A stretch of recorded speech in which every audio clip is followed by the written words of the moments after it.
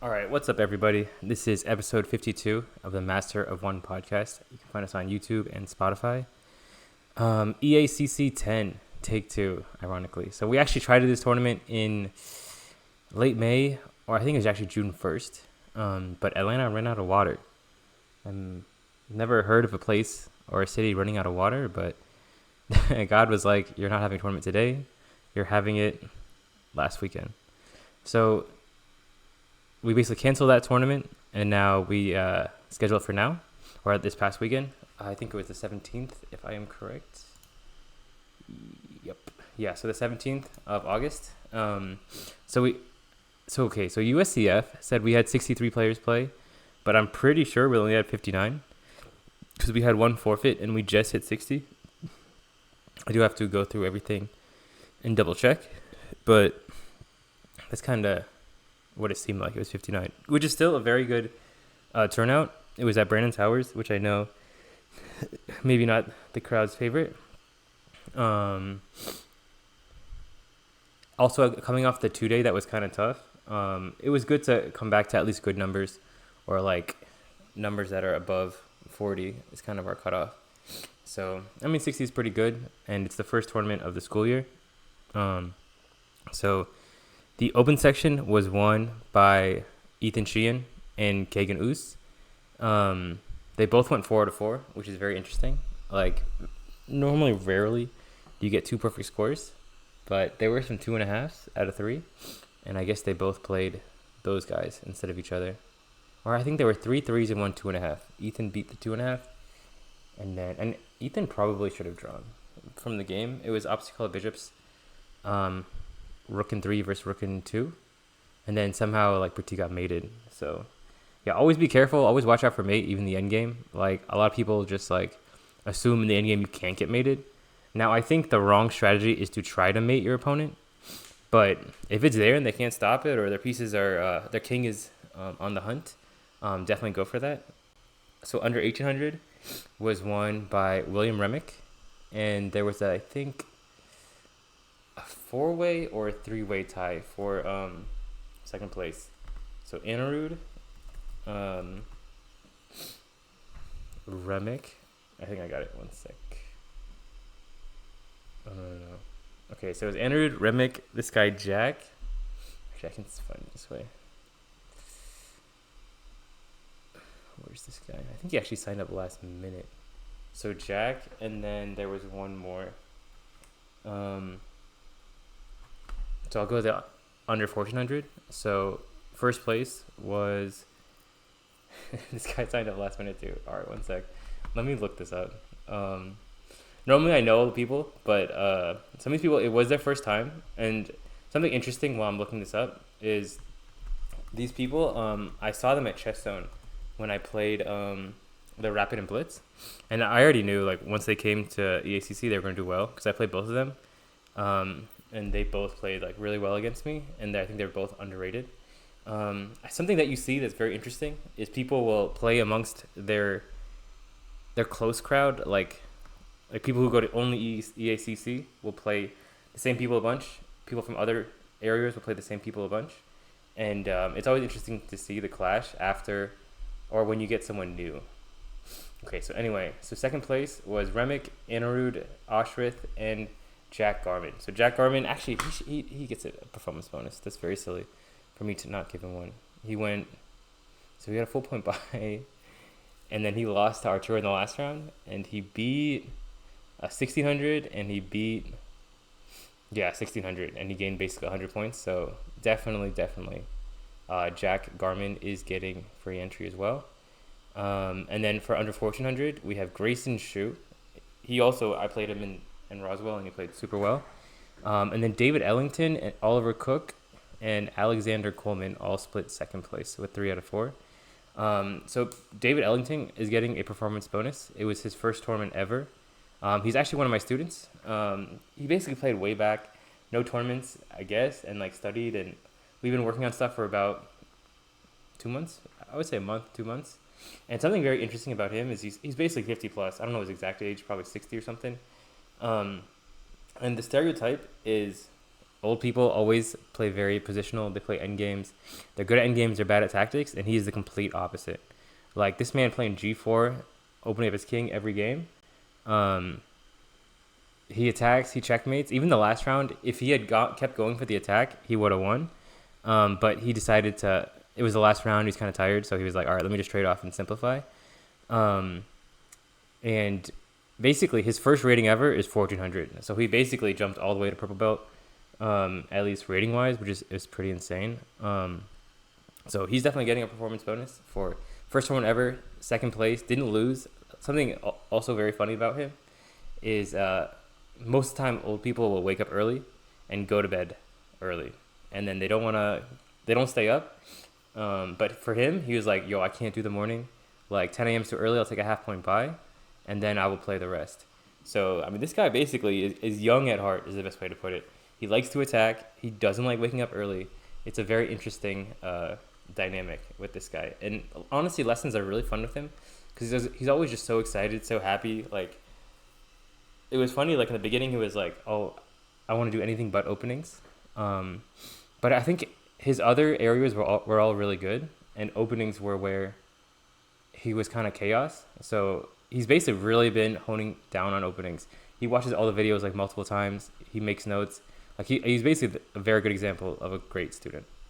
So David gets a performance bonus, and also, man, how do I forget this? But in the open section, oh yeah, so it's funny. There's no second place because the two people tied for first at 4 out of 4, but with 3 out of 4 was Pratik, Saharsh, and Kabilesh. So Kabilesh is gonna get a performance bonus too. He beat 2200. He beat Carter, and then he beat Grayson, who's also about 2000, and he went 3 out of 4, and he's very, very close to 2000. 1976. That's been a really big milestone for him. So I really, really hope he can get that soon because we've been working for a sec now to get there. So performance bonus for Kabilesh, David, and then Jack. So improvements from this tournament that I would see are definitely setting all the clocks either the day before or the morning of, not after the first round starts. What we didn't realize was all the clocks were set for the most part to different time controls.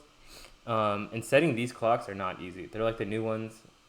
The Z-Tech, I think, is what they're called.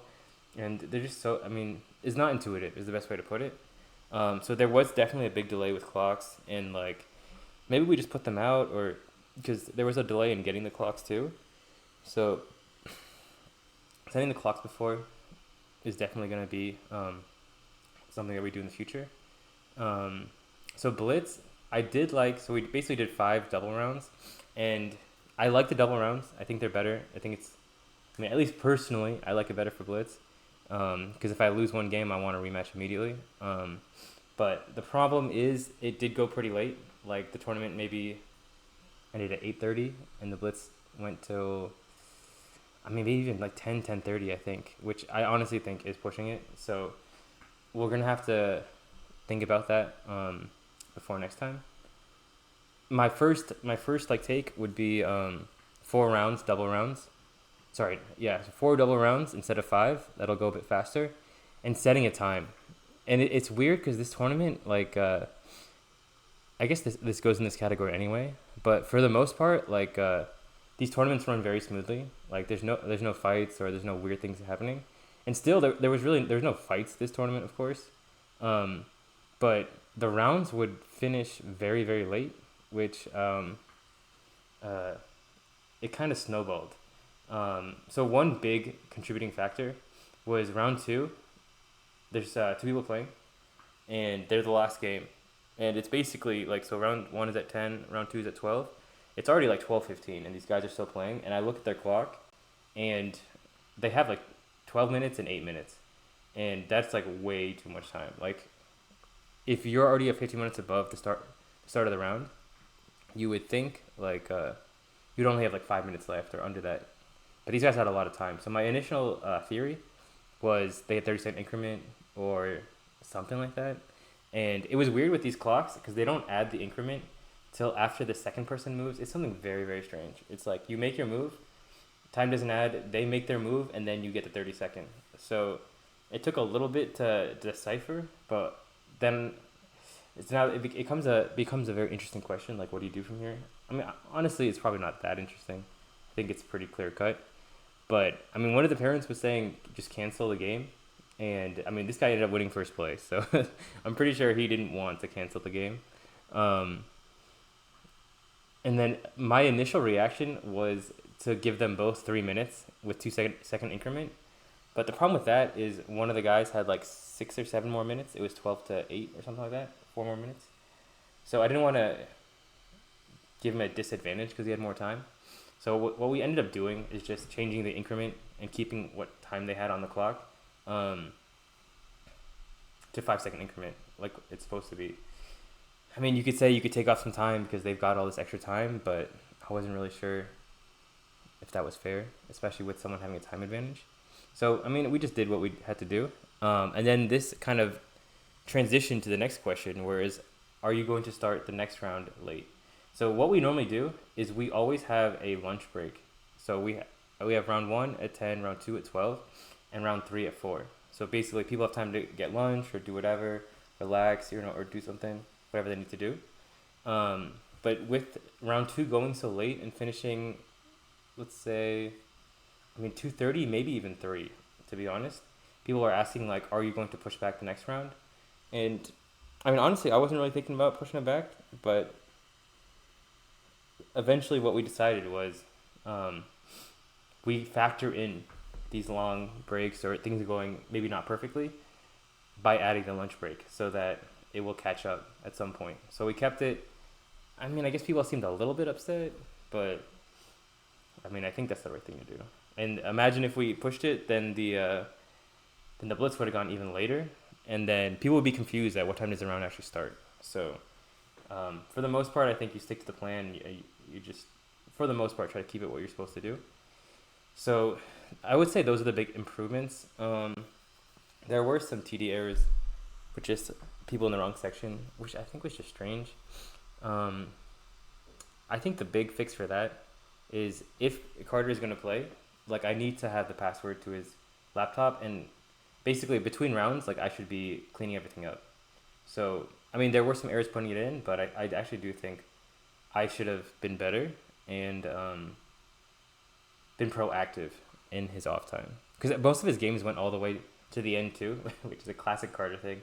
Like, if you know Carter, you know it's going all the way. So for him to have to run the TD and play to the very last second is it's not easy. And this is actually a big reason why I stopped playing and running tournaments, because things like this would happen to me, and I was like, it's too much. Let me just focus. When I play, I play. When I TD, I TD. Or when I organize, I organize. So yeah. So definitely the TDing could have been cleaner, is the best way to put it. But for the most part, we ended up rolling with the punches and figuring it out. We had like this really weird printing system, where like the printer wouldn't work with his computer, but it would work with my computer. But I don't have the TDing software on this computer. I have it on a different one. And Carter has the TDing software. So he would pair it and email it to me, and then I would print it out. I mean, which ended up being okay, but it's very close to sketch. Like, if that didn't work, I guess we would just put it online or read it out, which would be very ghetto. But yeah, somehow printers know when you need them the most. Like, printers are, I mean, they're kind of evil is the best way to put it. And like, I mean, there's a whole bit that I have where it's like, I had this one printer that I really hated, and finally I bought a new one. So my gift to myself was I got to destroy the other printer with a baseball bat. So I'm low-key a little bit scared for computers to take over the world, because I know somewhere on camera with some computer or phone, they have what I did to that printer. So printers are printers. What are you going to do? All right, so I'm going to talk about things that I think went well. So one thing that I really liked this tournament, and this was more for the adults than the kids. I was pretty much in the room the whole time. But for the most part, the people who I guess I know from lessons or just tournaments or Georgia, like, we had a pretty good just like hangout in the Skittles room. Maybe too much. Like, I did get free pizza for, I guess, a couple people. But it really seemed like people were making friends. People were pretty, like, they were chilling together, talking to each other. So I did really like the dynamic of the tournament. probably in the future there's got to be some rules, like right before we pair, everyone's got to clear out. I mean, basically I did it, but we've got to have some kind of, I guess, communication about that. But apart from that, like, cleanup was good. There's just good energy, I would say. People were pretty happy, except for, I think, Brandon. So I mean, that's another big thing for improvement. Just definitely a new location with multiple bathrooms, and we are working on something. We have something in the works. Just waiting on some details, but it will have more bathrooms, and it should be closer to the bigger market of Georgia chess players. So just stay tuned for that. You should have a good idea, hopefully relatively soon. And then I think what else went well was just sticking to the plan in general. Like I said, like, if we keep changing things, it gets kind of chaotic. But I think, like, probably something that we do in the future is the night before we just go through event by event by event, or round by round by round, and just, like, I'm not gonna say like do a mock like run of the tournament, but at least have a discussion of, like, okay, each round we're doing this. This is what we're supposed to do before. This is what we're gonna do during, and just like almost like a team meeting instead of just like, all right, I'll see you tomorrow. Let's set up. Which, I mean, once again, it's just we keep making progress. We learn from our mistakes, and next time we have a better idea of what to do. So probably some kind of like review or go through everything before the tournament for the future will be the plan. So that's pretty much it for EACC 10. I think I did cover mostly everything. One thing I'll probably end this part of the podcast with this is I really, really want to make weekday tournaments happen. So hopefully this new location, with it being Peachtree Corners and close to a lot of people, we can at least try to make weekday tournaments happen. But we also have this focus of the next 1 day or 2 day tournament. So that'll be another thing that we really work on. So, I mean, just things to think about, just things to keep on the radar. But we'll basically see what happens from there. So that's it for EACC 10. Now I'll talk about my chess training and go through the normal flow. All right, so now I'm going to talk about my chess training. So the first thing that I should say, and I should admit to, is I developed a very serious bullet addiction. It comes and it goes. So kind of what I guess triggered it, I'm really talking about it like an addiction. But what triggered it was I went to my brother's wedding. So I was out of town for like 4 or 5 days. So no lessons, airports, just chilling at night, doing nothing. So that's where a lot of bullet comes in, when you're just trying to kill time, when, you have nothing else to do, which is the same thing as killing time. But, yeah, basically. When I had free time, but the problem was, this is the big problem, is I started getting good at bullet. Like, I got to 2800, which, it's kind of insane, like, at least rating-wise. Like, it's just cool to see the number 2800 next to your username. So, yeah, so I got good at it, which became a problem because now I was actually like, yo, let me play this, like, more and more and more. And, so what's good about bullet is if you know your openings well, you're really locking in. Now, one problem is if you play the opening wrong, for the most part, you have absolutely no idea because you don't analyze your games. So that is a big thing. Like, at least try to find some way to analyze the game. Otherwise, like, you're just going to reinforce bad habits. The other thing is, like, you lose the patience and the strategy of chess. So as fun as bullet is, like, I think that is, that's basically what chess is about. Like, out strategizing or, like, outplaying, out attacking, using initiative, like actually playing chess, not just like moving really, really fast. Another thing that's cool is I get to play a bunch of GMs and just like really strong players. Like, I guess I'm not really any GM. Or I played Brandon Jacobson, who honestly is just really, really good at bullet. Like, I might have lost 15-1 or something, and it was really sad because like I would get a lot of good positions. And then he just put the jets on, and like, it's not only that he put the jets on. Like, when he's worse, he's so good at just making counterplay or just like not losing and making threats at the same time, which I think is a very important like bullet strat. Like, basically, you just never let your opponent chill out. Like, you always give him problems, or you try to build that huge clock advantage is the other kind of way to play. or you just survive. Like some people just survive, and then the guy doesn't mate him, and now he's down 20 seconds, and as long as you don't flag in the next 5 seconds, you're good, or the next 5 moves. So I mean, I guess bullet strats here and there, but I can definitely feel my chest getting worse, and I have basically cut down on the bullet for sure, and been back to like reading books and studying and all this kind of stuff, which is way better and way more important. Like I can't emphasize enough. Now another thing that I actually don't have on this, but I think is very important, is basically I got to the level where I pretty much know all my openings for the most part, but the problem is I'm not reviewing them, and I think when you don't review, like you do lose some stuff. And I've seen this with my students too. Like now that they're done taking the tests and quizzes and all this stuff, like when they were taking the test, they knew what to do. But now I am seeing some kind of like holes in the armor, if that makes sense. Where it's like, I know you knew this and now you forgot it. Part of it, I guess, is playing fast.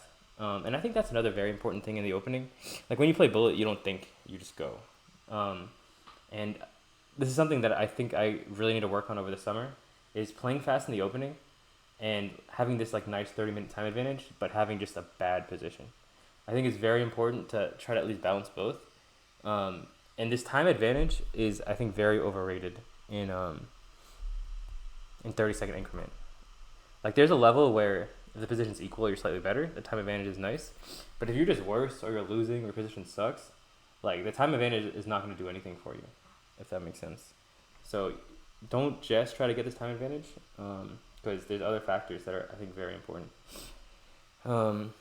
So yeah, I guess another thing that I do really want to talk about, I mean, I talked about taking time off, but like just staying motivated. Like I kind of expected all the tournaments to be over, and there's actually another tournament, funny enough, next week in Tennessee that I'm playing. But after the summer was kind of over, like, so I basically, like, my rating stayed the same, or it went up a little bit. Like, the way I kind of think about it is I'm hitting my second peak. Like, I think mid-college, or a little bit after, I think I hit a peak. And now I feel like I'm just as good as I was then. I think I definitely dipped a bit for whatever reasons, just not being focused, doing other things, and not having a teacher. I definitely think having a teacher helps a lot. Like, the fact that I have a sensei is very, very useful, and that has contributed immensely to my understanding of chess, which I'm for sure very happy about. But basically after the summer, honestly, because I was just stupid, like, I played a lot of good games. I had chances. It's just like very silly, stupid mistakes that really hurt me. And one thing that I want to talk about in this category, that I think will solve this, is just doing a lot of puzzles, like a lot. So my new thing, I mean, I started today/yesterday, and this is something that my teacher told me to do, is when you're in the bathroom or you're going to the bathroom, normally like you're playing Blitz, or you're scrolling through Twitter or something like that. So he gave me this book, and it's all about chess patterns, like tactical patterns. And basically, every time you do it, you start at number 1, and then you do as many as you can, and then you try to check your answers. So basically, I'm doing the same puzzles again and again, and doing new ones and adding on. And I think this is going to help with pattern recognition and just being sharp. Like, definitely something I learned over the summer is being sharp is very, very important. Because that's pretty much where my tournaments were lost. It wasn't like really strategy. I mean, here in maybe 1 or 2, but kind of just missing things, I would say, is what really cost me this summer specifically. So this puzzle grind, I think, is going to help a lot. Like I said, I do have this Tennessee tournament. So about this Tennessee tournament, I'm actually like the 5th seed, so it's not like super strong. There are a couple GMs. I think Harshit Raja, Fishbean, Zapata, and my arch nemesis Antipov.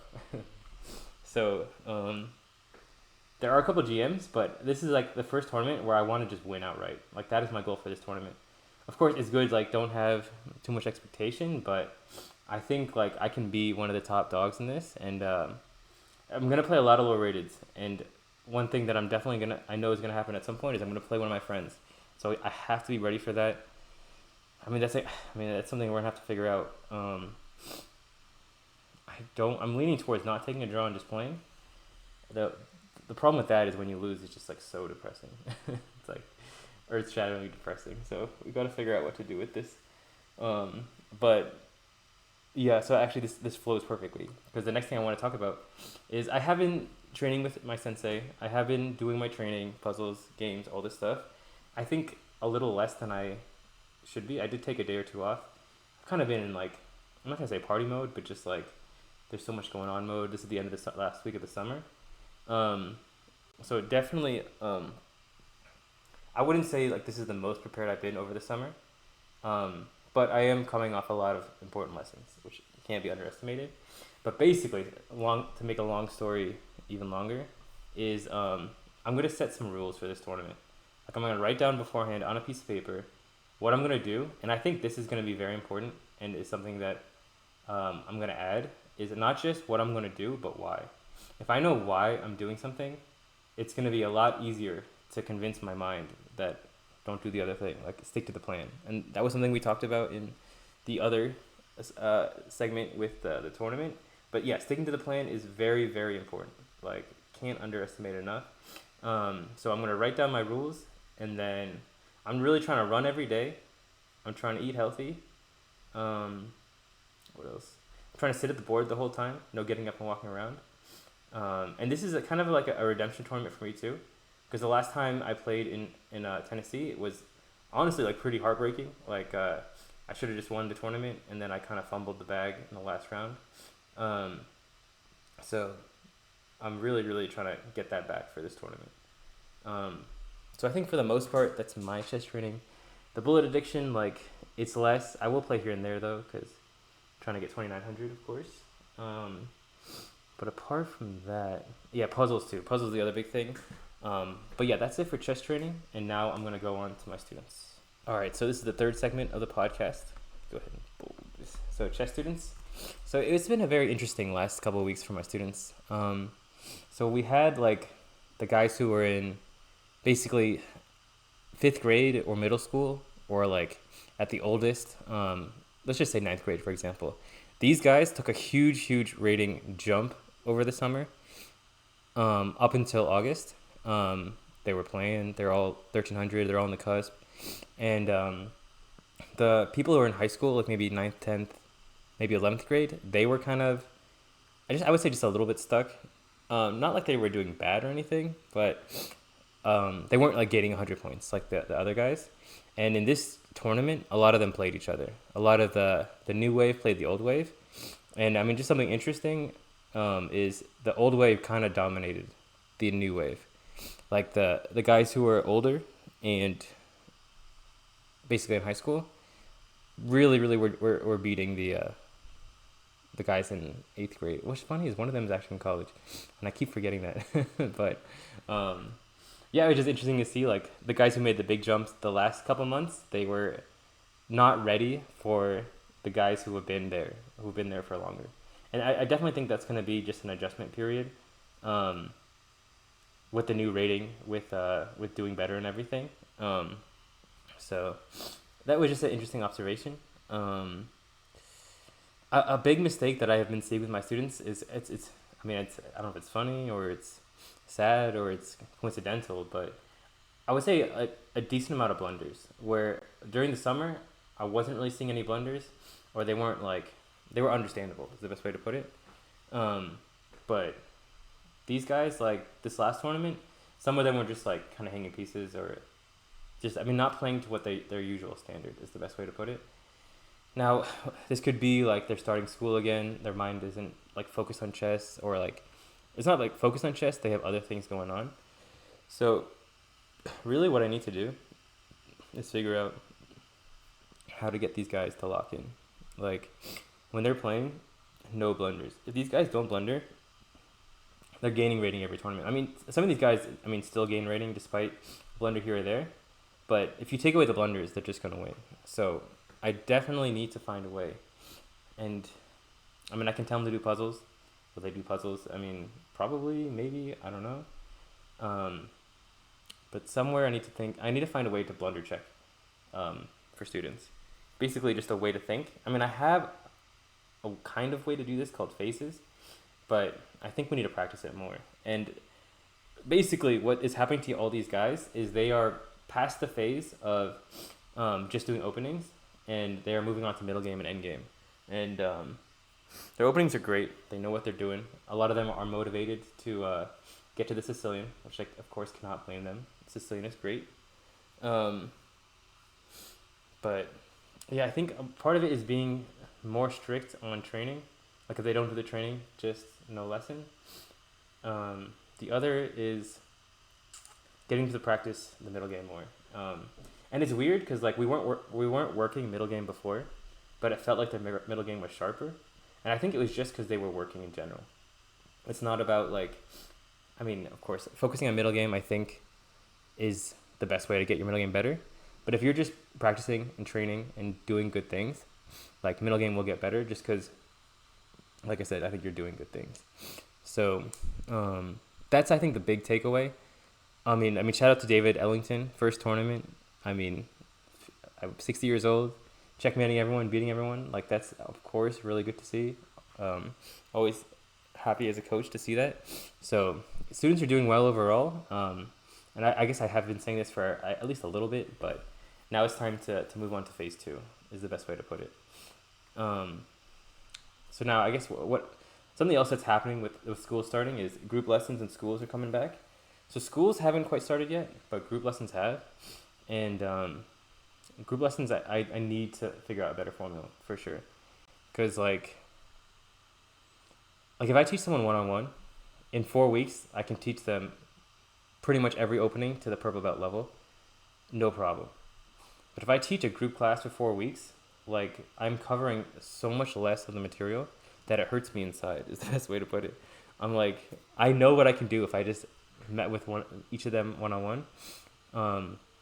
So I think a lot of it is just like being very disciplined, sticking to the script, and I think just not playing. Like I've been having them play games and I mean take notes here and there, but they already play games. Like that's what they do. Like they will go online and play chess. So I need to teach them and I need to motivate them to play more.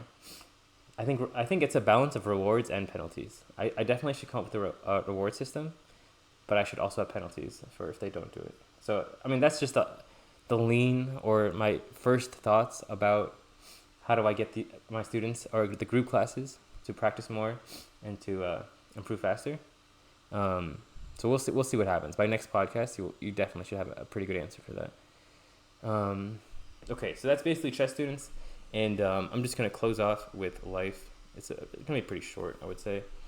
The big things that I will say over the last 2 weeks, 3 weeks, the last podcast was summer recap, maybe about 3 weeks. But the big thing I will say is I might have said this in the last podcast, but I had a lot of disorder in my chess games, and I was reading Sun Tzu's Art of War, and one of the things he said there was if you want to fight chaos or disorder, you need discipline. So I think discipline is really what I need to work on right now. Discipline and consistency. So if I'm going to work out 5 days a week, I got to work out 5 days a week. If I'm going to do jiu-jitsu or an open mic, I got to go do it. I mean, it's almost like even if you suck or you do terrible or like you don't do as much as you should, like it's at least show up and be there in the beginning. And I guess a big part of this is over the summer, I basically only focused on chess. That was it. And I kind of cut everything else. So coming back probably next week or the week after to all these things, it's gonna be interesting. And these are not the most fun things to be bad at. Like jiu-jitsu is gonna hurt. I'm gonna be sore. I'm gonna be hurting. There's gonna be a lot of stuff there. And stand up, honestly, I'm only gonna do if I practice. I know what happens if you don't practice. So I mean, I will practice a lot because I know the consequences. But I think for that, the consistency and the discipline comes into practice, not in the actual showing up. Because honestly, for those, it's not worth showing up if you're just gonna be bad. But where it's really important is write every day and then practice what you're gonna say every day. And same thing with jiu-jitsu. It's like come up with a couple moves or that you're gonna focus on, watch some videos, and then I mean, good luck. I mean, honestly, jiu-jitsu, I'm probably just gonna take beatings. It's the sad truth of probably what's gonna happen, but It is what it is. Stand up, I have a little bit more control. So that's the big thing with discipline and consistency that I wanted to say. And the last thing that I will end this podcast with is small decisions make a big difference. They really add up. And this is something that I see in chess. This is what I see in life. Like, for example, if I'm trying to save money, it's not the big things that are, I mean, of course, everything is a contributing factor, but the small little decisions, the, spend $5 here or eat out here, like those really add up. And I think that's a very important thing to keep in mind. Because, yeah, okay, like you save money and you don't do this big thing, but if you do a bunch of small little things, like it might even be more expensive in the long run, is the way to think about it. And I think this is very true in chess too, where it's like, for the most part, I mean, of course this does happen. You make one big blunder and the game's over. But what leads up to that is these small decisions to like play a little loose, not focus, walk around, do whatever. And I think these really add up. And then all of a sudden you're like, how did I get here? And I mean, this is something that I actually say to myself a lot, like, how did I get here? Ironically or sadly. And what led you there, and this is, I think, a very good life lesson, is the small little things that you didn't put as much focus on, at some point it becomes too late to salvage the situation. So, I mean, I'm definitely preaching to myself right now. Like, this is something that I really want to work on. Discipline, consistency, and winning the small battles. Because the big battles, like, you're going to be locked in for. You're going to be focusing on. Like, when I play 2600, it's weird. Like, I have a better record against 2600s than I do against, like, 1800 FIDEs. Like, because against 2600, I'm locked in. I know any moment this could be over. But with 1800s, I'm like, all right, whatever. And then small decisions slowly add up, and then boom, it's over.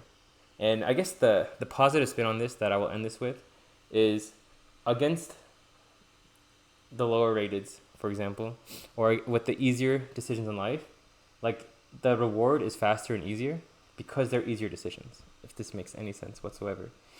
Basically what I'm trying to say is, like, if you can win the big decisions, the easier decisions are, I mean, you basically prove that you can win them, and now it's just a matter of doing it. And once you do it, like, it opens up a lot of doors. So, yeah, definitely a very introspective podcast, this one. I mean, we'll definitely see a lot of things happening the next couple of weeks. I mean, I'm really trying to get that first GM norm. Like, I mean, yeah, once again, like, I mean, I'm not even going to say no expectations. Like, I'm going to focus, I'm going to practice, I'm going to just do my best. And, I mean, let's try to get that GM norm and then start off the fall in the right way. So, hope you guys enjoy this podcast. Hope some of this made sense, at least. There are a lot of confusing things for sure. And everyone's have fun, and I will see you guys luego. Adios.